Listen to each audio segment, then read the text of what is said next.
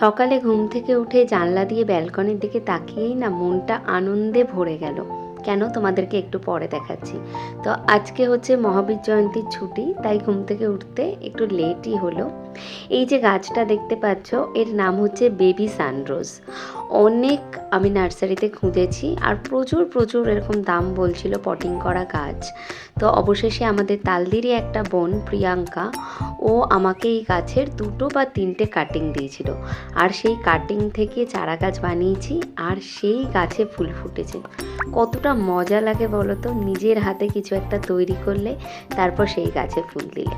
যেহেতু আজকে ছুটি, উঠতে অনেক বেলা হয়ে গেছে, তো ছাদে গিয়ে দেখলাম পুরো রোদ উঠে গেছে। তো ভাবলাম চলো আজকে তোমাদেরকে আমাদের ছাদে অল্প কিছু গাছ দেখাই। এটা হলো নন্দিনী, ফুল ফুটলে তোমাদের সঙ্গে শেয়ার করব।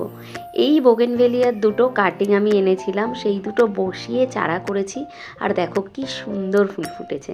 তো এটা দেখলেও অন্যরকম শান্তি লাগে। আর এখন ছাদে কিন্তু শুধু পদ্ম আর পদ্ম। দেখো গ্রিন অ্যাপেলের 2খানা কুড়ি এসছে।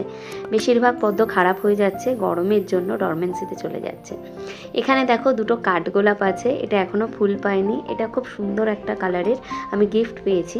আর এটা লাল রঙের কাঠগোলাপ, আমি কিনেছি। এটাতেও যদিও এখনও ফুল পায়নি।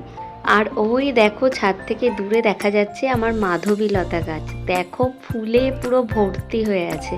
আর এই গাছটাও কিন্তু আমি গিফট পেয়েছিলাম একজনের কাছ থেকে। আর দেখো ছাদ থেকে যে আম গাছটা দেখা যায়, হাত দিয়ে আম পাড়া যায়, সেই আম গাছটা আগের বছরেও 1-2টো ভিডিওতে তোমাদেরকে দেখিয়েছিলাম।